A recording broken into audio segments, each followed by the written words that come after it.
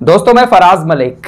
इस रिपोर्ट में मैं ईद उल अजहा यानी बकरा ईद के बारे में थोड़ी सी चर्चा करूंगा। लेकिन इस वक्त की जो बड़ी खबर है वो प्रधानमंत्री नरेंद्र मोदी के मंत्रिमंडल में किए गए फेरबदल को लेकर आ रही है।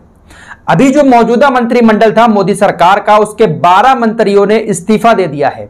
इस्तीफा खुद नहीं दिया है बल्कि उनसे इस्तीफा लिया गया है। और इन 12 नामों में कुछ बड़े मंत्रियों के नाम भी शामिल है। स्वास्थ्य मंत्री डॉक्टर हर्षवर्धन, शिक्षा मंत्री, आईटी मंत्री, सूचना एवं प्रसारण मंत्री, सभी का इस्तीफा हो गया है। इनके इस्तीफे के बाद सोशल मीडिया पर बहुत सारी बातें चल रही हैं। सबसे पहले हम बात करेंगे स्वास्थ्य मंत्री डॉक्टर हर्षवर्धन के बारे में।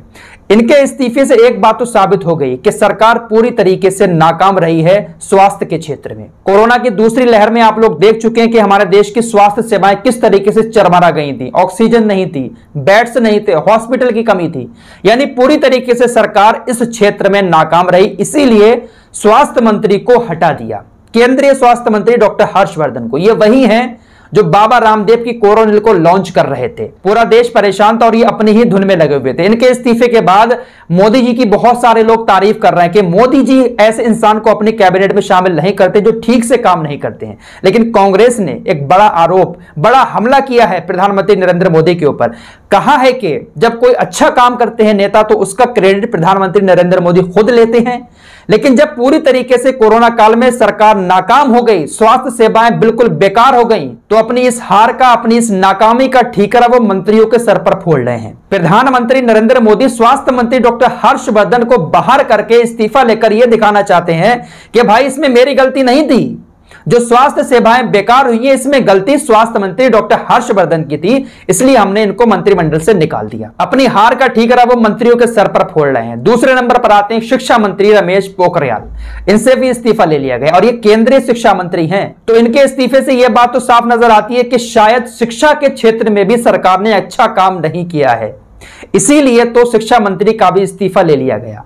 अगर शिक्षा के क्षेत्र में अच्छा काम किया होता तो इनका इस्तीफा नहीं लिया जाता। स्वास्थ्य के क्षेत्र में भी नाकाम रही सरकार, शिक्षा के क्षेत्र में भी नाकाम रही सरकार, इसीलिए इन दोनों मंत्रियों का इस्तीफा ले लिया गया। फिलहाल मीडिया भी यही दिखाने में लगा हुआ है कि मोदी जी की सोच बहुत ऊपर है, सबसे अलग है मोदी जी। अगर कोई मंत्री अच्छा काम नहीं करता है तो उसको निकाल कर फेंक देते हैं, लेकिन अगर यही मंत्री कुछ अच्छा काम करते हैं तो इसका क्रेडिट मोदी जी को जाता है, और यही मंत्री बुरा काम करते हैं तो इसका क्रेडिट मोदी जी को नहीं जाता है बल्कि इसमें मंत्रियों की गलती होती है। तो कुछ मीडिया इसी तरीके से दिखाने में लगा हुआ है।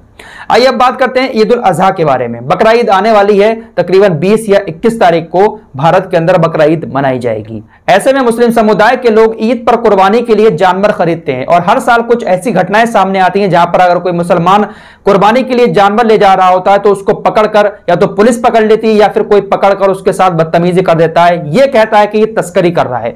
तो इसी को लेकर अमरोहा में जमीयत उलमाए हिंद की तरफ से एक ज्ञापन सौंपा गया है वहां के डीएम साहब को, और डीएम साहब से यह अपील की गई है कि अगर कोई मुसलमान कुर्बानी का जानवर खरीद कर ले जा रहा है तो उसको पुलिस परेशान ना करे। सभी थानों में इस बात की सूचना दे दें कि ईद के मौके पर अगर कोई मुसलमान कुर्बानी का जानवर ले जा रहा है तो उसके साथ कोई बदतमीजी ना की जाए, उसको परेशान ना किया जाए। बाकायदा एक ज्ञापन डीएम साहब को सौंपा है। तो मैं यही कहूंगा आप लोगों से कि आप भी अपने अपने जिले के डीएम साहब को एक ज्ञापन दें, एक पत्र दें, उसमें साफ लिखें कि भाई कोई अगर मुसलमान जानवर ले जा रहा है कुर्बानी के लिए तो उसको पुलिस परेशान ना करे। बहुत सारी घटनाएं ऐसी सामने आती हैं जहां पर ऐसे मामले देखने को मिलते हैं। और साथ ही साथ यह भी कहा है कि कोरोना गाइडलाइन का पालन करते हुए जानवरों की मंडी भी लगाई जाए ताकि लोग कुर्बानी का जानवर खरीद सके। आप लोग जब कुर्बानी करते हैं तो उसमें साफ सफाई का पूरा ख्याल रखें।